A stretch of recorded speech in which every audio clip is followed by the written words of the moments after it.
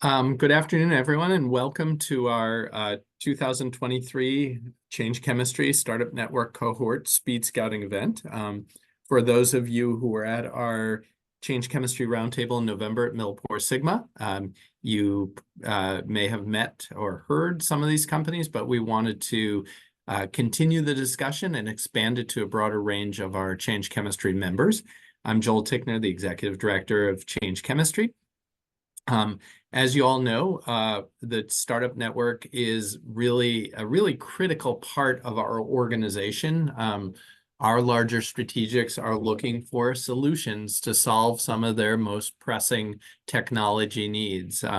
We've developed a Change Chemistry technology needs document to identify those critical pain points our members along sectors in the value chain have in identifying options to solve those technology challenges. So the goals of the Startup Network are really to leverage our membership to connect innovators with established strategics along the value chain and investors who can serve as strategic partners to increase the visibility of these startup companies and create opportunities for new partnerships and investment opportunities, to identify resources for those startups, and then advance the discussion on how to accelerate green chemistry innovation and grow these innovators in the marketplace. And that then links to our policy advocacy work, really focused on how do we drive incentives to get these innovations into the marketplace, into adoption and commercialized and scale.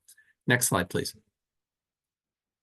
So for our goals, for the network is really we're more of a connector and a networker than an incubator. What we're trying to do is identify interesting, exciting companies and technologies that are of interest to our members and create that opportunity for curated, trusted tech scouting and connection that is our hallmark of Change Chemistry. And then the learning that happens both ways between the innovators and our larger strategics.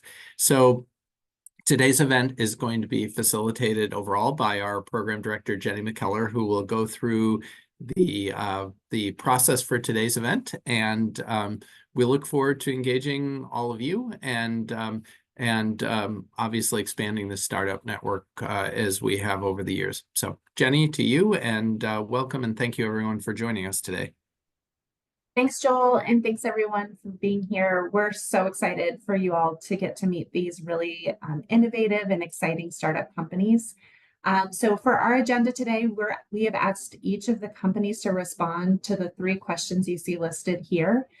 If you all are interested in their company pitches or their non-confidential pitch decks, those are available in the materials for this event. They did fantastic pitches at our event in St. Louis. So if you have time to get over there and watch those are amazing. You should have gotten them ahead of time. Hopefully you had a chance to take a look. So they'll each get 3 minutes to respond to these questions. Then I'm going to pop on at the end of their 3 minutes and they will wrap up, and then we will have great time for discussion from our 2 fabulous moderators, Judy Jordan and Darcy Prather. At that time, you are welcome to put your questions in the chat for the startups as well. Darcy and Judy will be coming up with questions for them themselves, but that's a great time for you to ask questions. But then keep in mind, you will have time to join each of the startups in the breakout rooms towards the end of the event. So we'll have 2 different pitch sessions. We'll have our first set of groups go. There'll be 4 companies presenting in the first session, followed by Q&A. Then we'll have 2 more companies presented, followed by Q&A, and then the breakout room. So there's lots of time to engage here today. Please do ask these companies questions and participate as best as you are able. In the breakout rooms, the companies may be sharing slide decks and other information with you. In those conversations, we do ask if you're able to come on your camera to please do so. It just creates a more collegial environment. And then we'll wrap things up with about 5 minutes left. And we'd love to hear your thoughts of what you thought about the day. And then we will wrap everything up right at 2:30. So with that, I'm going to make sure that this link gets dropped in the chat. This is where all of the startup materials were for the companies, and that's available to you today and later as well. And of course, I'd like to introduce our moderators today. So first of all, we have Darcy Prather, who is the CEO of Calion Inc. Darcy is also the treasurer of the Change Chemistry Board, and we are very thrilled to have him here. He was also part of the Startup Network many years ago, and so he has blossomed in his own company and has benefited from this network as well. So, and then we have Judy Jordan. She is the co-founder of the Chemicals Angels Network. She's also the ACS recent past president. So we're thrilled to have her here. She has extensive knowledge in the startup space and will ask you tough, exciting questions. So with that, we are going to start with our presentations. And first we have Arrakis Materials. So I'm going to turn it over to Arrakis to start with their 3-minute pitch. And as soon as we get the spotlight there from Ioana, we will get started. So, all right, I'm going to turn off my camera and Ioana, take it away. Okay, we're ready to go. Hi, everyone. My name is Ioana. I'm the CEO of Arrakis Materials, and I'm here to help answer these 3 guiding questions as part of our conversation with Change Chemistry. The first one, what is the problem that I'm trying to solve? Well, the problem that I'm looking to solve is that many of your industries, chemicals, plastics, paints, paper, etc., they're really difficult to decarbonize, and it's extremely difficult to get to net zero emission products. So we all know that there's no silver bullet here, but I feel like an overlooked powerful approach is to leverage existing processes in order to partially offset emissions. So what I mean by that is, as an example, a lot of products incorporate mineral additives. So what if those additives were carbon negative? That would allow you to offset some of your emissions while still using your existing manufacturing processes. At Arrakis Materials, I make minerals from CO2. I do this because minerals are a great way to store CO2 permanently, but I also do this because minerals are utilized in a myriad of industries. So I want you to think about, limestone, but instead of digging it out of the ground, we can make it from CO2 and incorporate it in your products. Now, second question, the most exciting thing about my company that everybody should know is that since the Innovators Roundtable in November, I've been making a lot of great technical progress. So currently have a mineral prototype that is over 20% by weight CO2. So that's a lot of CO2 to have in a rock. And I'm actively working on measuring key material properties, identifying the applications that it's best suited for. And so if you are part of this audience and you're more familiar with existing mineral additives, you can think about analogs in your industry like precipitated calcium carbonate or precipitated silica, things that have small particle size, high surface area, that are functional additives, but just made from CO2.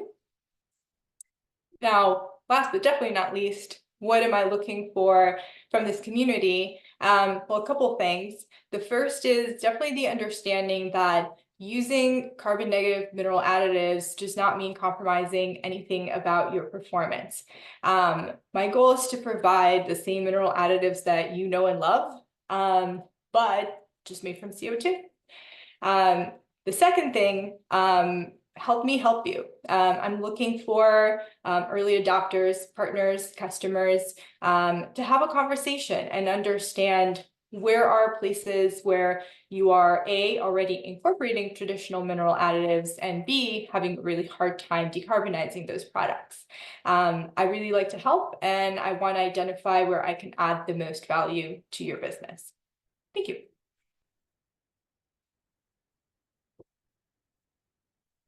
Amazing. Thank you, Ioana.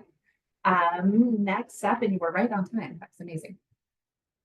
We have Axine Water Technologies. Let's see, we have Louis LeBron is going to be presenting for us now. Louis, are you all set? I think so. Can you hear me? Yep, you sound great. All right. Awesome. Your 3 minutes starts now. Okay, I'll talk fast. No, thanks very much for inviting us. Axine is an environmental technology company based in Vancouver, British Columbia. And we are the market leader in electrochemical oxidation technology. And that's used for the destruction of the most difficult to treat compounds in the wastewater streams that most industries are producing. To be more specific, our technology is designed to destroy the kind of forever chemicals, as they're colloquially called, of poly and perfluorinated compounds, trace pharmaceuticals, solvents, other really recalcitrant compounds that are the hallmark of kind of the industrial age and can be your biggest liability challenge, wastewater treatment challenge, even regulatory challenge. The most important aspect of our technology and the thing we bring to bear to our customers is the ability to completely destroy these compounds back to their elemental building blocks. So we leave no waste. Those compounds, whether it's a PFAS molecule or an active pharmaceutical, is going to be destroyed all the way back to carbon dioxide, nitrogen, oxygen, fluorine ions, whatever those building blocks were. So there won't be a waste stream for you to deal with afterwards. Electrochemical oxidation sounds complicated, but fundamentally it involves immersing a pair of electrode elements into your process stream, so it's very simple, and then applying a current to it.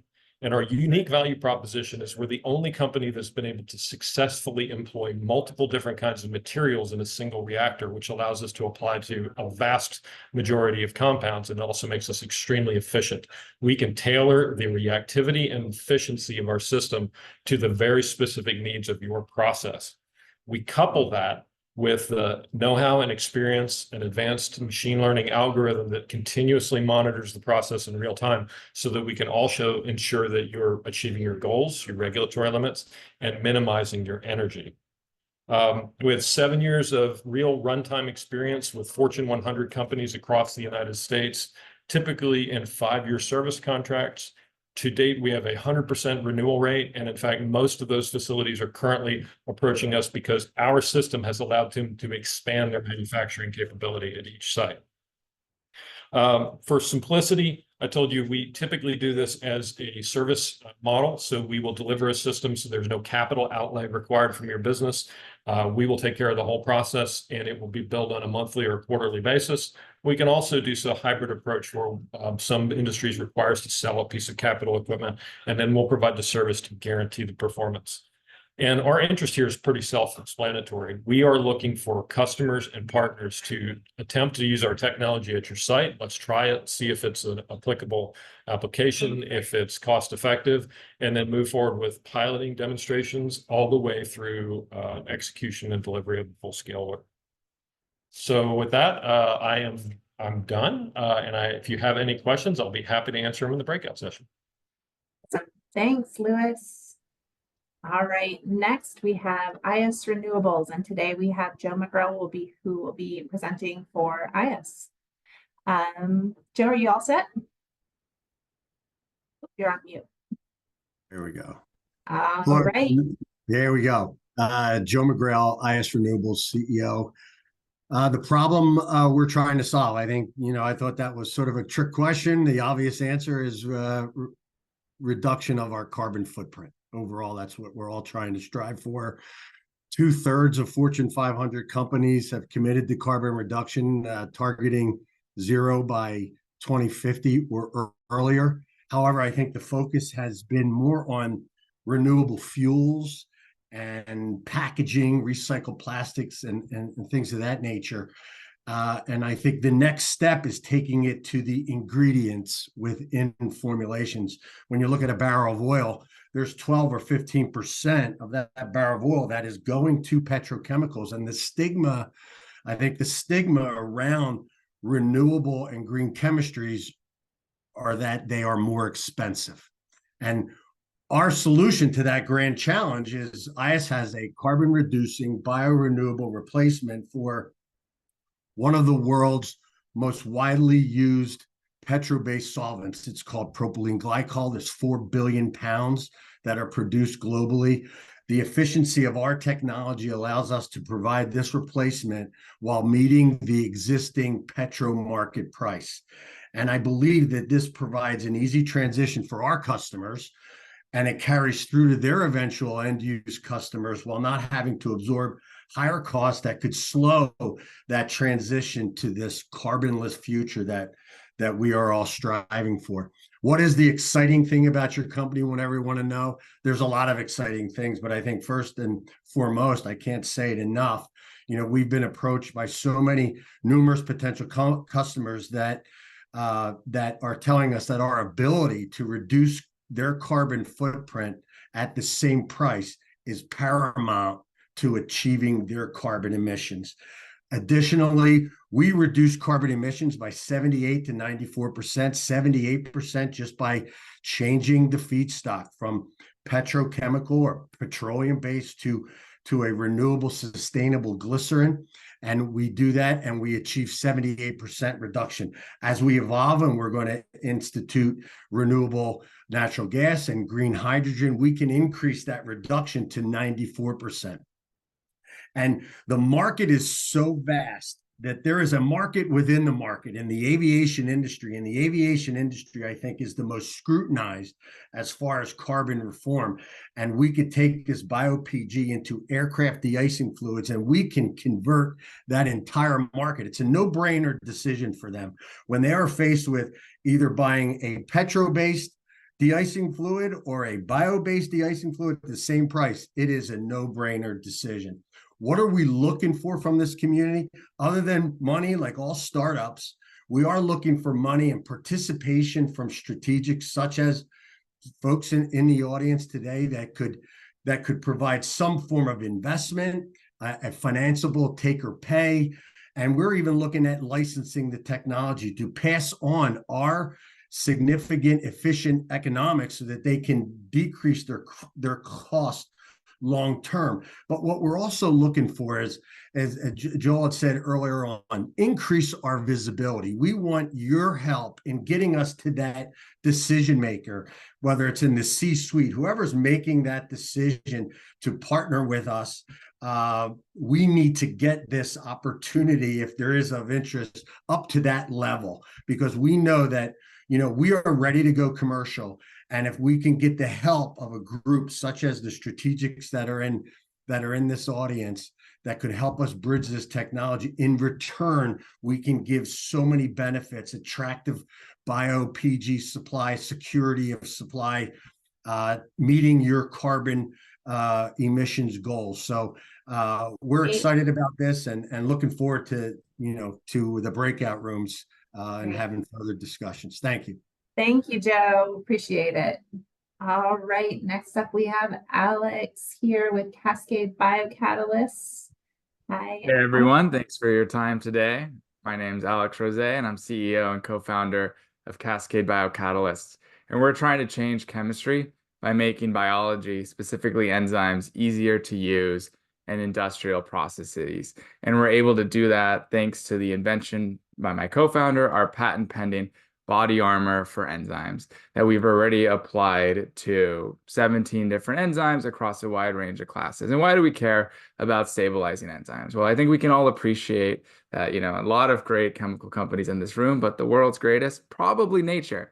You have to think about the millions of molecules it makes from renewable feedstocks at ambient temperatures. And it uses the power of a class of proteins, as I'm sure almost anyone on this call knows, called enzymes. The issue is when you move enzymes outside of cells into the temperatures and solvents you find in industrial processes, they break down quickly and easily. And we strongly believe we have a solution to that, to really drop the cost of using biology in these processes.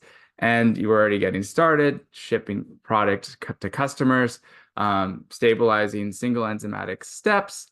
But I think what I am most excited about, to get to question number 2, is where our platform can go. And that's really this vision of assembly lines of enzymes, being able to easily stack what's called cascades of enzymes, which we named our company around, to unlock renewable feedstocks, take those renewable feedstocks to the molecule of interest, and really be able to replicate what nature does so well into more of our industrial processes. And that gets me to, question 3, what I'm looking for the group today. And frankly, we got our hands full with our existing customers. For 7 employees, we nearly have twice as many customers as that with existing enzymatic processes. If you have one, talk to me. Let's see if we can help support you. But what I'm really excited to talk to the broader group about is, what are your biggest pain points? What is your dream list of molecules where you really want to drop the emissions profile of? And, that'll help us think through what could, down the line as we go from single enzymes to these cascades of enzymes, what could these flows look like? What are the feedstocks that we need to start from? What are the cost targets and, biocatalyst costs, conversion costs we need to hit?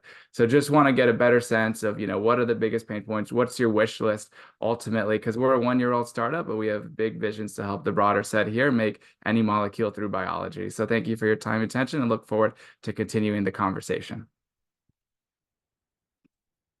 Amazing. Thank you, Alex. This was fantastic.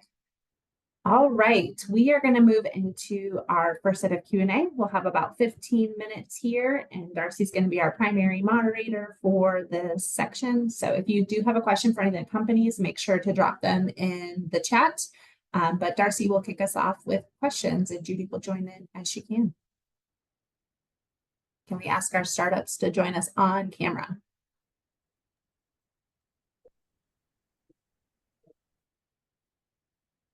And you said you're going to have all the startups pop up.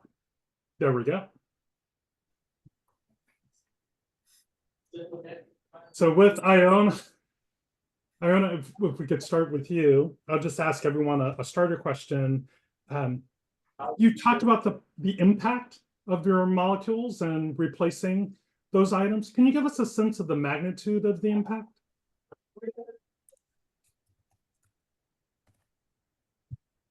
Are you talking in terms of carbon emissions, I'm assuming? Yes, that's right.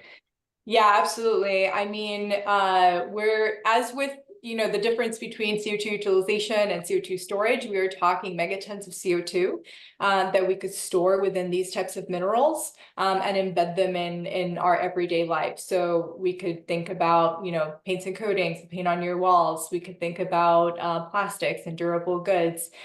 We can think about the paper that you're writing on that has plenty of calcium carbonate in it. So there's a lot of different opportunities to embed these types of materials, and megaton scale is the goal here. Terrific. And for Lewis, you were talking about implementing your technologies into people's systems. Can you talk to us a little bit about what's the time frame for rolling out your technology if I have a process of interest? If you have to do a proper evaluation, you're probably looking at about 3 months of evaluation right now. And that sounds a long time, but right now the turnaround time for most of the analytical is the biggest bottleneck. So we would typically get a water sample. It'll take us 2 weeks to a month to do a bench test. That's where we evaluate which recipe of electrode elements and process parameters we would use. That would translate to a pilot. A pilot would also last for about a month. That would validate the process, typically give you all the scalability factors.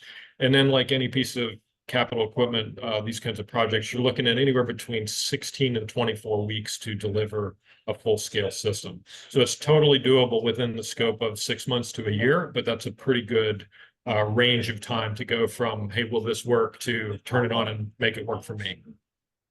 Thanks, Lewis. Joe, you mentioned that your technology is ready, that there's cost parity, if not better, for propylene glycol. Can you talk about at what stage your company is now? If I'm American Airlines, can I get it delivered tomorrow? Can you talk a little bit about where we are and what are the next steps in order to commercialize? You're on mute. Sorry. Yeah, Darcy, I wish I had a production plant filled with propylene glycol right now, because I'll tell you it would be sold out. Right now, what we are at the stage that we're at is what we call FEL2 engineering. All right, we need to get to what they call FEL3 engineering, which is a more definitive CapEx. It's a plus or minus 10%. Once we get there, we can then take that package along with potential offtakes that hopefully from maybe one from this audience here, we take that then to our lenders, our debt facilitators, and then we can get debt on that package. So we don't have to go out and get as much, sell as much equity. So we're looking for that debt component of it. And we need, part of our raise is to facilitate that FEL3 engineering. And that would take somewhere in the range of 6 to 8 months. Once we have that, then we can then go to what we call project finance. Thanks, Joe. And then Alex, you mentioned that you have 14 customers. Can you talk about where you are with the customers? I heard your cascade, because you can cascade enzymes, but then I heard we're just at 1 at the moment. So if you could talk about where your customers are relative to where your technology is, that'd be terrific. Yeah, our technology and enzyme immobilization resin stabilizes enzymes, right? The vision is to unlock these assembly lines. Right now, we're focused on single enzymatic steps.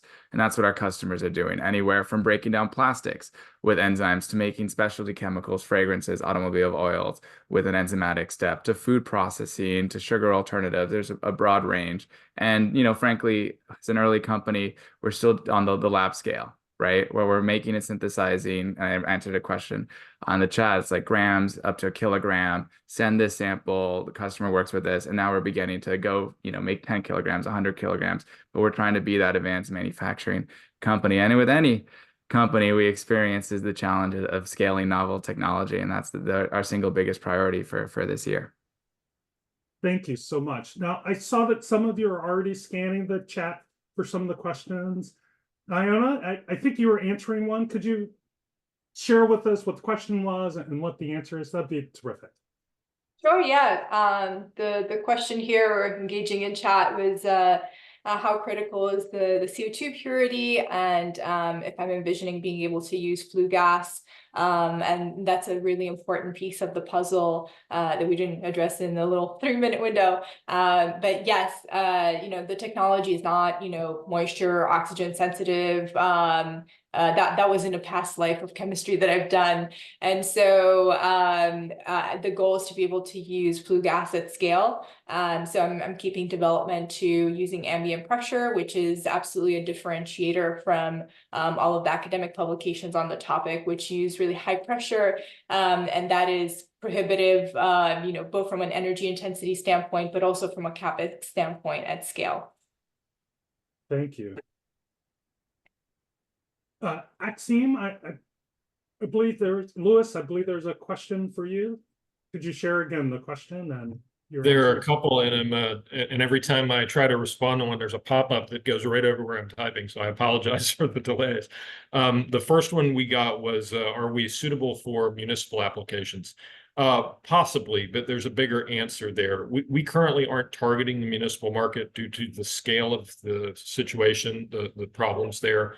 The technologies that are currently being used upstream to deal with PFAS, and the lack of a clear regulatory driver. So most of those customers aren't looking for PFAS destruction at this point. So PFAS is a capture, a concentrate, and then destroy, and nobody's really focusing on destroy.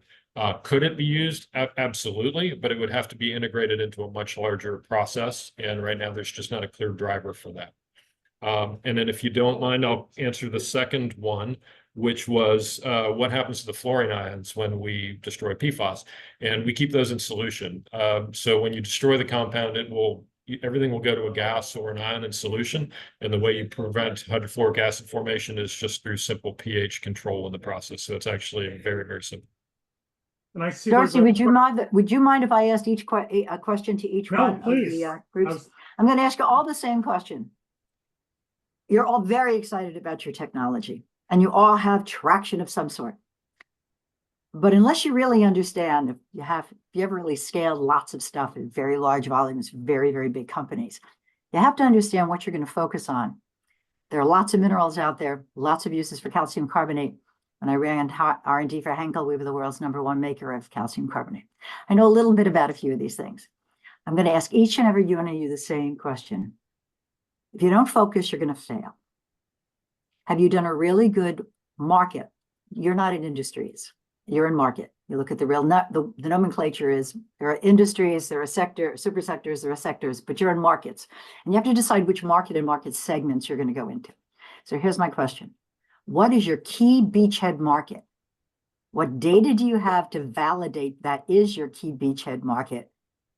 And what are you doing to get into that beachhead market and prove where you're going? If not, you're going to be trying to do a lot of things for a lot of people, and you'll wind up being a contract research organization pretty darn fast, which may be what your business model is. But help me understand and help us all understand, for those who invest, whether it's time or effort, what do you want to do? Joe, did you get us started there? That's right.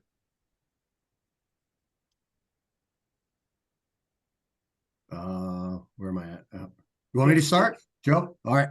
Yeah. Judy, I love that question because, yeah, as I said in my pitch, there is a market within a market in the aviation industry. All right. I know I come from the aircraft de-icing fluid market. I spent 15 years buying. So your focus for propylene, so your focus for this is aircraft de-icing, which needs volumes that are enormous compared to other places that need exactly right. glycol. 250 to 300 million pounds of propylene glycol goes into the aircraft de-icing fluid market. You cannot fly an airplane in the winter. Okay, please. I understand all that. Don't pitch me on that. Tell me why you picked that market needing those volumes at that site when you don't even have a plant. Why pick those volumes? Why pick something that big? It's not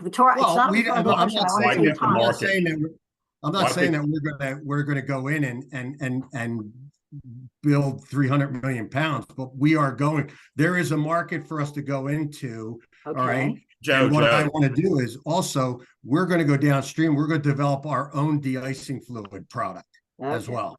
All right. So it's Judy, a big broad thing. Judy, I think this is Dave Malone, Joe's colleague. He didn't hear the first part.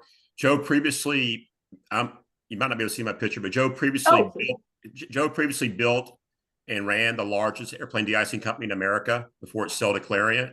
So his passion, the reason he got into this business is because he can never switch PG. So he knows that industry. But we also have Fortune 500 consumer goods and health and beauty companies contacting us too. And we're looking to license to them, but we're looking to build and operate for de-icing for ourselves.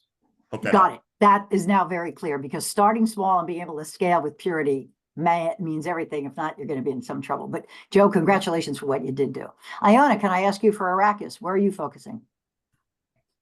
What's your beachhead market?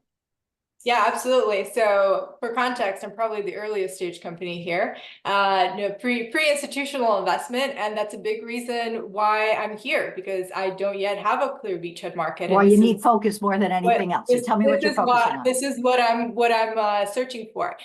So now I've narrowed. I'm not going to be the provider of all calcium carbonate on the planet, right? Because that's a lot of different industries, a lot of different players.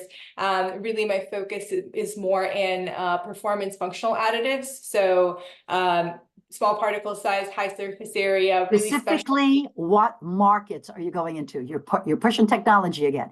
If you're doing that for small size, what is the end use market you're going to go into?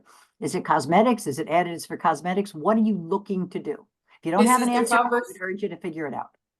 Oh, absolutely. I know I don't have the answer, and this is part of the process to getting to the answer. Got it. All right.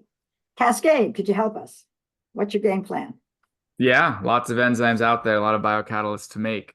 We've decided on our first product, and I think we're still figuring out the initial market to go into. We really like lipases, multiple $100 million established market. We've got great head-to-head data, with an existing product out there on the market, temperature stability, lifespan, et cetera, that we're using to case studies, getting in front of people. And then on the lab scale, we can, give people samples, different markets from, biofuels to food processing to fragrances, but understanding who's this really meeting points of, and then understanding where can we deliver the most value, using that traction then to figure out the regulatory, et cetera. That totally understand the process, but you need to get to the answer. You really do.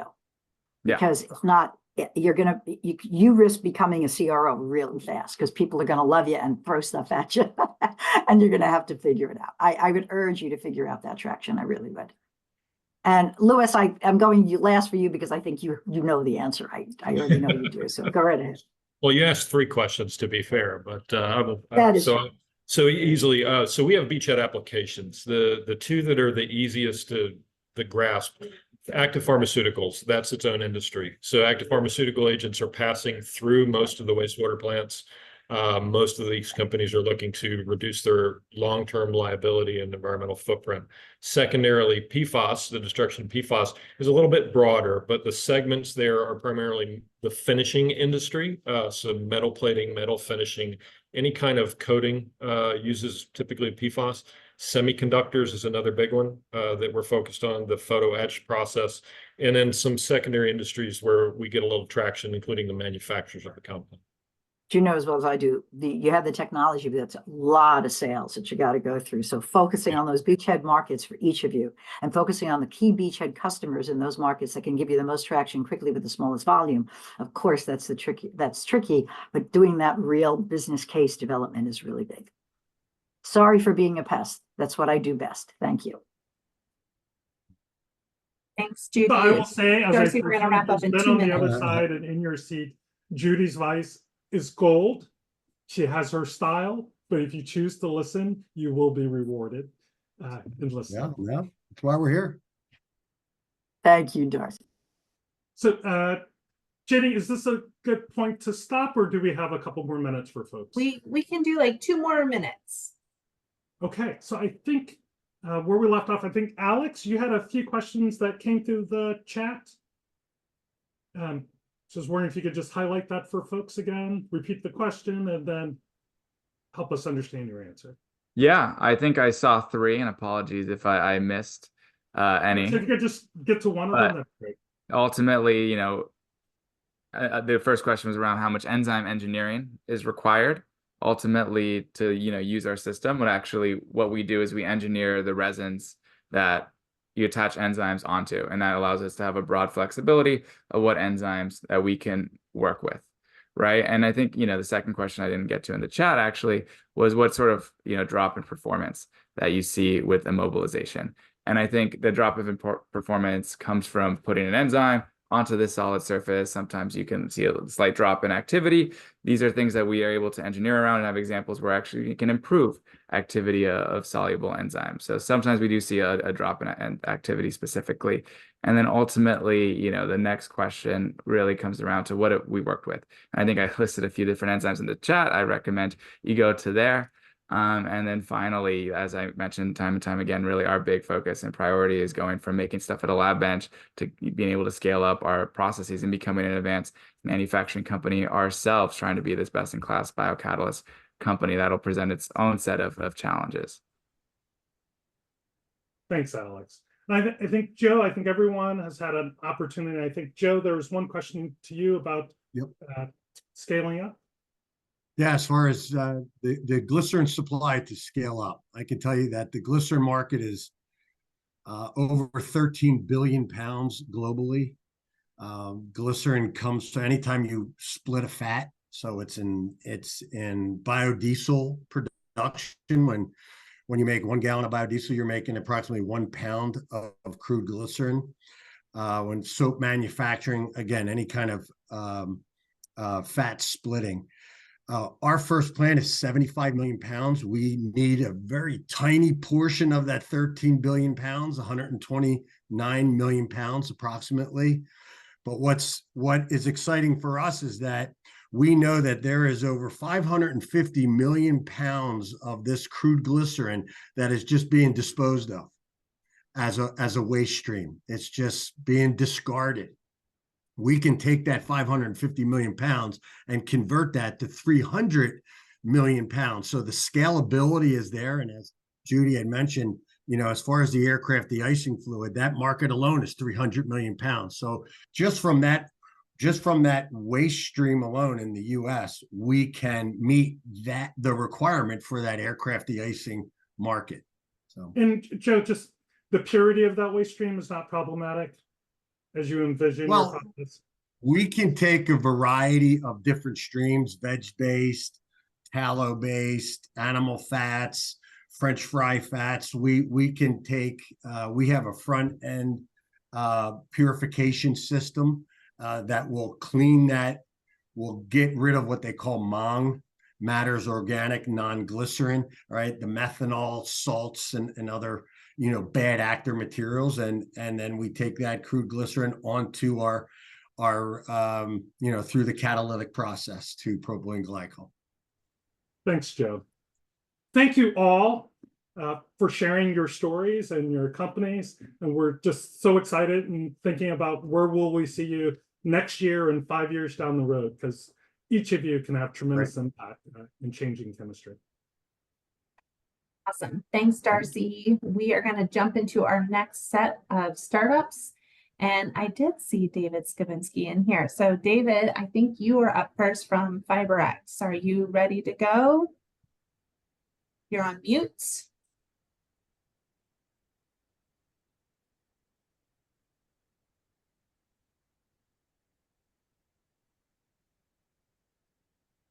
There we go.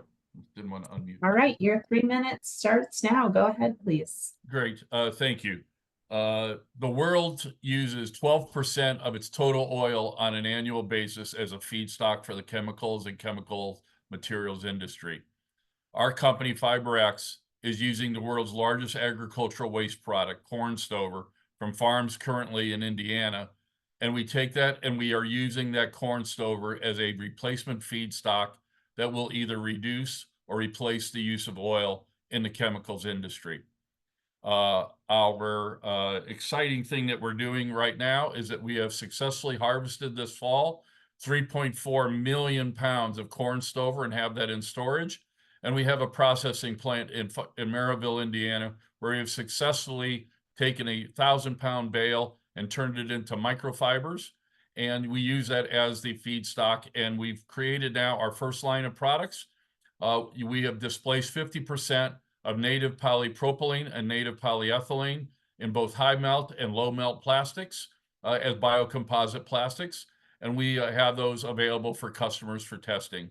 So we feel like we've had great traction. Our needs right now, we are looking for a staff polymer chemist. I'm looking for another operator in our plant in Maryville, Indiana, because our demand is high and we need to staff up. We're looking for $300,000 to top out our $1 million seed round.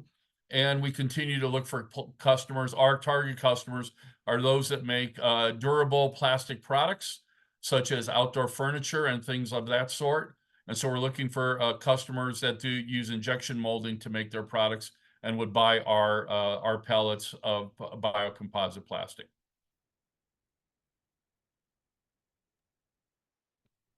Hey, thank you, David. That was fantastic. Our next pitch would be from Kate from Hazel, but she is unwell today. So if you would like to hear more about Kate's group, please do join us on February 8th for an upcoming webinar we have. And with that, we're going to turn over to Boreal Bioproducts. So Antti, are you all set? Yes, excellent. Good afternoon and greetings from Finland. I'm very excited to introduce the Boreal Bioproducts, a startup in company at the forefront of wood-based bioeconomy. My name is Antti Kämärä and I work as Market Development Director. Our business is seamlessly integrated in the forest products industry value chain. So besides primary products, pulp mills and sawmills generate millions of tons of sawdust and bark, which is typically incinerated for heat and energy. But that's our raw material to our biorefinery. With regards to the most exciting things, we are especially pleased with two things. Firstly, it goes all the way back to the forest, our raw material. Norway spruce, it's renewable and certified and available all year round. And our industrial partners secure consolidated access to the feedstock. Also, since we are upcycling the side streams, meaning that we don't have to harvest any trees to produce our ingredients.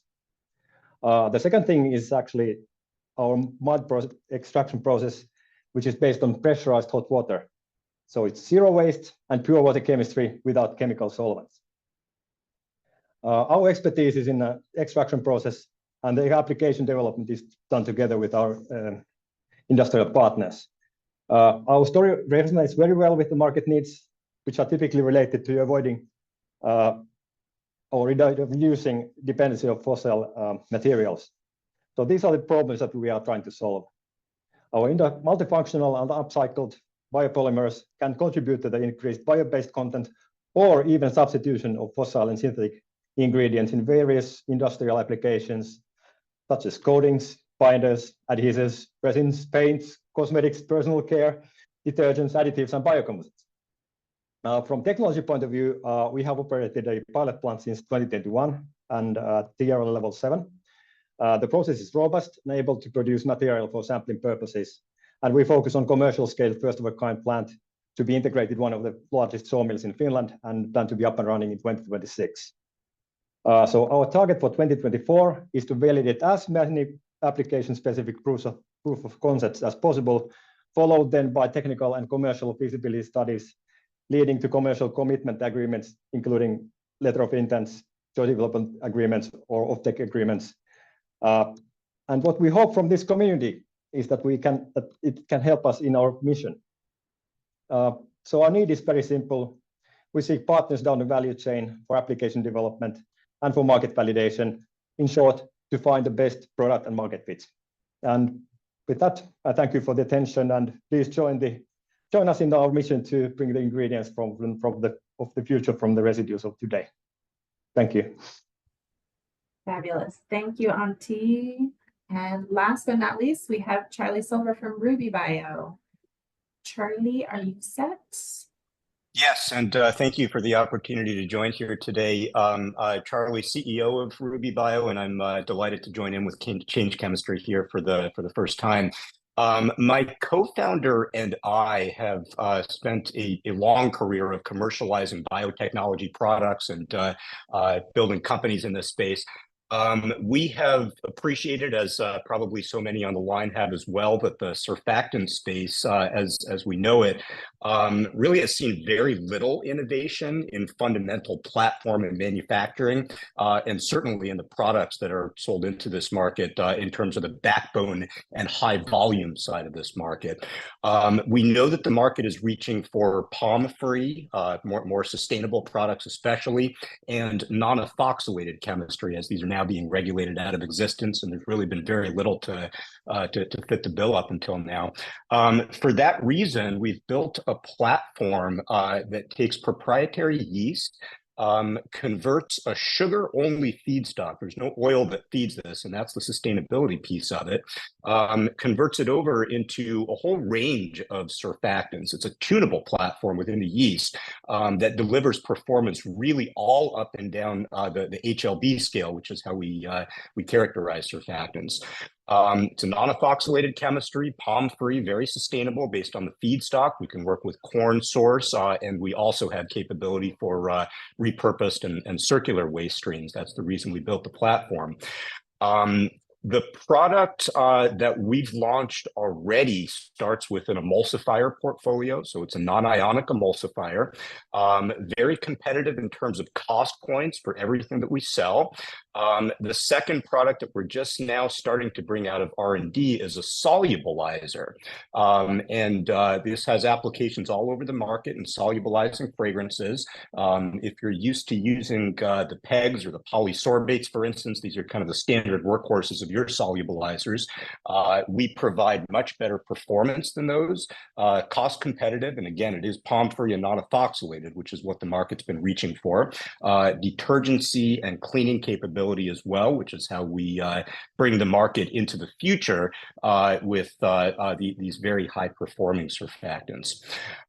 This year, we're scaling up our capacity to hundreds of tons. Over the next couple of years, we'll be able to sell you thousands of tons of product.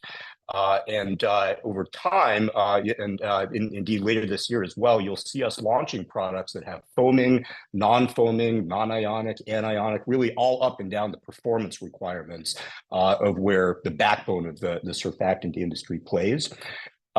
We are here to help you bring your surfactants into the future. So if you use surfactants in your products, we'd love to come talk to you about how to bring them into the future of sustainability with the best performance.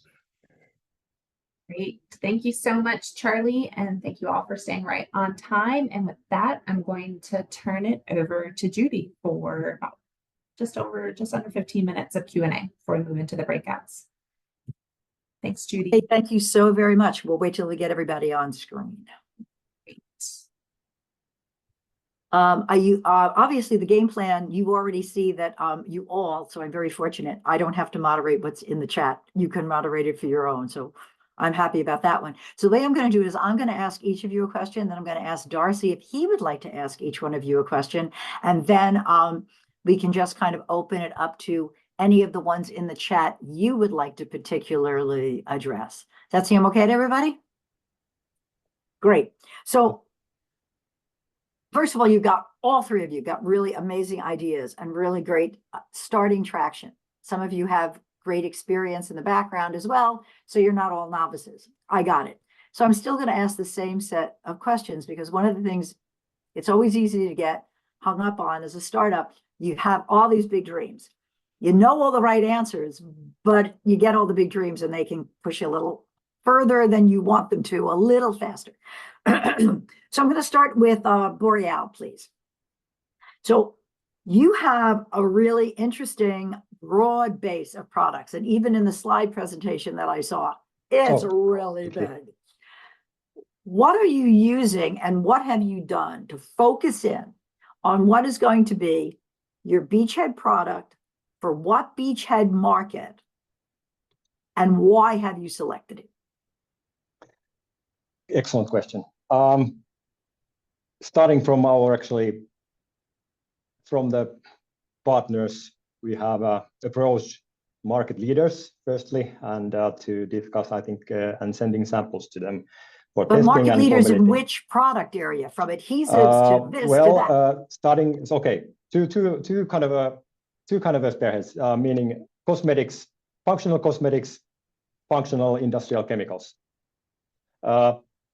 Cosmetics would provide lesser amount of volume but higher margins. On the other hand, the industrial chemicals, huge volume with tighter margins, and we need to find this sweet spot in these application areas. And which markets in industrial chemicals? Industrial chemicals is a technology area. Exactly. It's not... So since our ingredients are basically polysaccharides, they have their film forming, emulsifying properties, for example. So it would be like, and they could also be used as a backbone for grafting, for example. So we have good traction, for example, on binding materials and adhesives at the moment. So barrier products, for example, they are grease barriers and oxygen barriers, but would need some fine tuning and in mechanical properties, for example. That sort of applications. Yeah. So you can see my questions are always that. And why did you pick those? I think there was enough kind of a lot of academic study and academia reports and papers regarding, and there's a kind of a, especially from a couple of domestic universities, they have very kind of traditional and well-established academia studies in wood chemistry, and that has been kind of supporting our commercialization activities. Okay, thank you. Thank you. Thank you. Ruby Bio, I'm going to move over to you next, because I already know that Fibrex has probably got an answer for me. So I'm going to move to Ruby Bio next. So I don't know if you know anything about me, but I was very honored to run R&D for Henke in the United States, and the alkyl polyglycoside APG surfactant, which is one of the world's first, it was the world's first commercialized bio-based surfactant, which is now owned and run by BASF. I was honored out of our lab to have created that particular surfactant. So understanding where you're going with emulsifiers, and you're aiming on different, there's still a lot of big pieces in there. Help us understand, what is your beachhead focus and market for this, given the volumes you're able to create, and why did you select it? You must be very proud, Judy, of the APGs, given how quickly they ramped into the market as a path toward the future. We really think of those as kind of a Band-Aid on the market, I would say, because it helps get the market where it needs to go. But the palm-based feedstock is still a problem that we think of as one that exists in the past. It could use our beachhead on the market. We do really appreciate the ramp of those products into the market, though, and I think there have been very important places for those. Our beachhead really is in palm-free, non-ethoxylated solubilizers, where we provide much better performance than anything else that's on the market currently. That's about a $4 to $5 billion market opportunity just for solubilizers. And when you add on top of that detergents and cleansers, it goes quite a bit up from there. Very, very competitive performance, very competitive price points. And again, palm-free and non-ethoxylated is the chemistry that the market's been looking for. So what you really have done there is convolve technology market and end-use market. So you brought up the end-use market of detergents, big volume, low price point, and then you brought up non-ethoxylated, non-palm-free, but that's a technology market. So what are your specific end-use markets that you're aiming for? Detergents are big volume to start with. You mentioned that one. What are is that the end-use market focus? Again, I'm used to being very, very focused as a startup builder. You build a platform, but you focus where it matters I'm not initially. arguing. I'm just asking for a dialogue. The focus for our platform is fragrance solubilizers. Every one of us on this line have used products today that have fragrances in them. Every one of them uses solubilizers for those fragrances.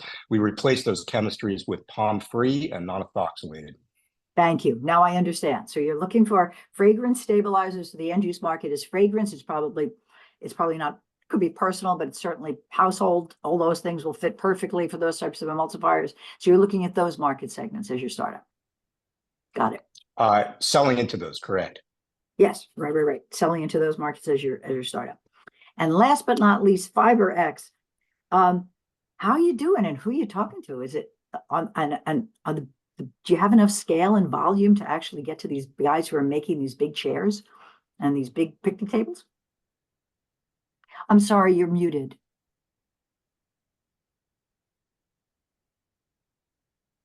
There it goes. Our lead customer right now that is testing our product and has bought equipment, which is always a great sign. They bought equipment to be able to use our fiber. In this case, a company called Polywood out of Syracuse, Indiana. They make the best plastic outdoor furniture in the world. They warranty it for 40 years. They use 100 million pounds of polyethylene a year. And right now they're testing 5 to 10% contribution of our fiber into their product. We also have a major distributor of pellets in the injection molding industry out of Crown Point, Indiana, that has taken our data from our ASTM data from our formulations to customers. And they have requests now that's why we actually went from not only having low melt polyethylene and polypropylene, but we've gone to high melt, and we have very good data. And it's that data that told us that the durable products market was the right place for us. So we've got some pretty exciting people that are looking at the product and want it. And then what's interesting is we are manufacturing in our plant fiber. And we have other people that just want to buy the fiber from us. And we also extract things out of that fiber to provide a clean and homogeneous batch of fiber. And we've got people that want to buy that byproduct from our manufacturing process. The goal is out of a 1,000-pound bale, get about 950 pounds of product out of that for the market. On a personal note, I just want to thank you for doing something better with corn stover than trying to make ethanol out of it, which always was a very large challenge, having been in that for a while too. So thank you for finding a really positive thing to do with all of that. Great, thank you. And Indiana is a great place to do it because the yields are at 260 bushels per acre, where the average is 190. That's an awful lot of extra stover on the field, and that makes our business very viable. Yeah, because as we all know, the minute a raw material was free and cheap, the minute it's usable, it's no longer free and it's no longer cheap. And so you've got to try to find a way to balance that out. So congratulations for doing that. Thank you. Darcy, I'm going to hand this over. Do you have any questions you would like to ask before we just let them open up and answer whatever questions are on their chat box? You're muted, Darcy.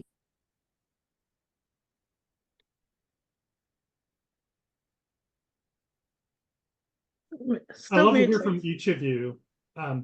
What's your one challenge that if we could help you solve would move your company forward?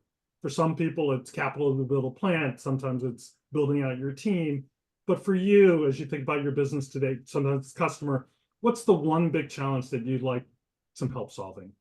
Annette, do you think you could get us rolling here?